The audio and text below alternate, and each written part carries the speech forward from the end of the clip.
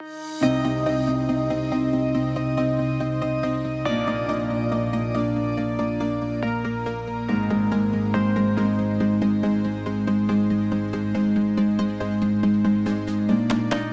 this is your host, Renata Ortega.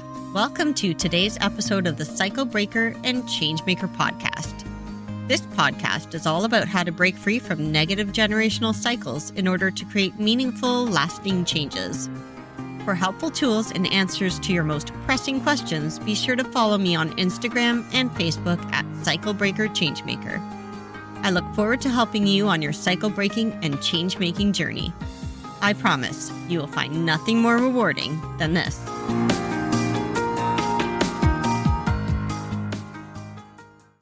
Hello, and welcome back to the Cycle Breaker and Changemaker podcast.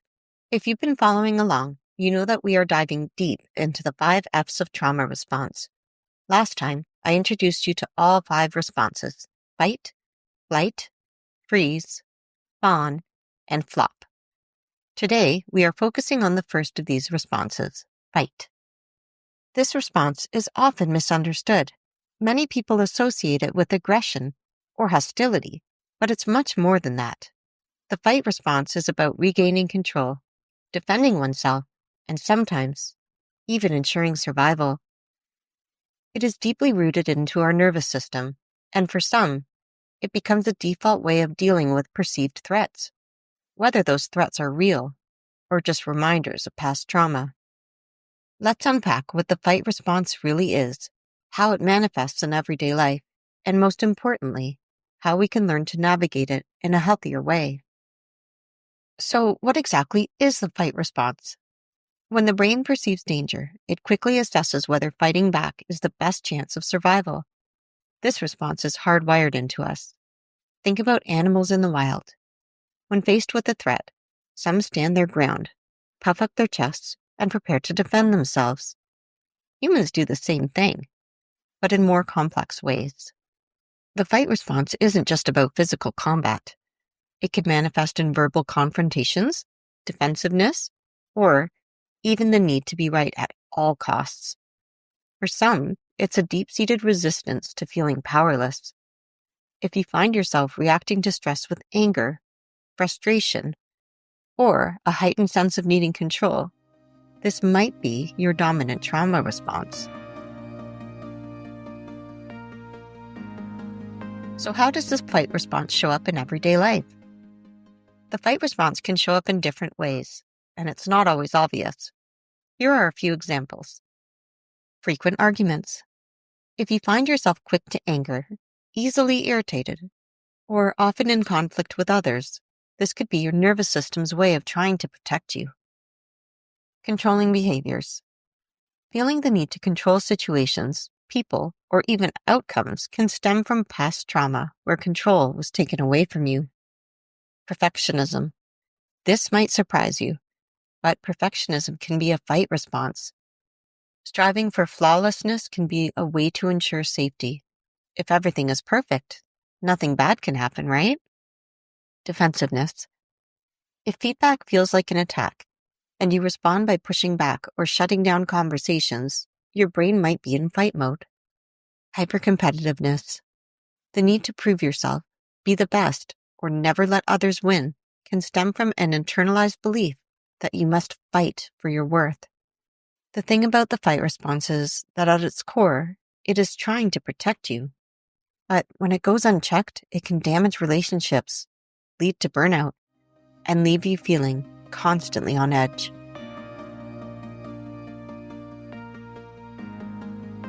So why does the fight response develop? The fight response often develops in early childhood or early life experiences where someone needed to be on guard to protect themselves.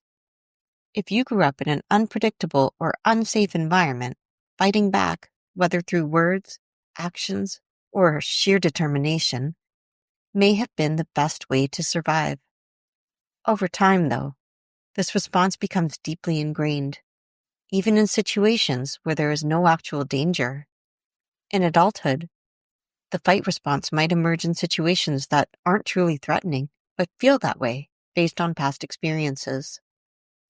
The body reacts before the mind has a chance to assess if the threat is real or not.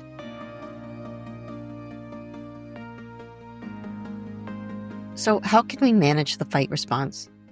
Understanding and managing the fight response doesn't mean suppressing or denying anger and assertiveness. It means learning how to channel those feelings in a way that serves you rather than harms you. Step 1. Awareness. Start by noticing when your fight response is triggered. Pay attention to the moments when you feel your body tense up, when irritation flares, or when you feel an overwhelming need to be in control. The more you recognize these patterns, the more power you have to change them. Step 2. Pause and breathe. When you feel anger or defensiveness rising, take a deep breath before responding. This can give your brain a chance to shift out of automatic reaction mode and into a space where you can choose how to respond. Step 3. Reframe the threat. Ask yourself, is this situation truly dangerous? Or is my brain reacting based on past trauma? Often, what feels like an attack is really just a conversation, a differing opinion, or even a minor inconvenience. Taking a step back can help you see the situation more clearly.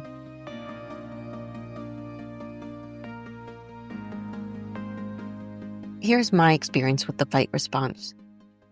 For a long time, I thought my defensiveness, which I rarely expressed outwardly, and desire for control were just part of my personality. It wasn't until I started understanding trauma responses that I realized these behaviors were rooted in survival. Growing up, I had to fight to be heard, fight to be safe, and fight to protect myself emotionally. That pattern carried itself into adulthood, where I would feel like I had to prove myself over and over. I would have a hard time processing criticism, whether it was constructive or not, and I truly struggled with letting go of control. When I finally realized this, everything changed. I learned that I didn't have to prove myself to anyone, that not every disagreement was a threat. A person that I once worked with said that feedback is a gift, and I began to look at feedback in a new way.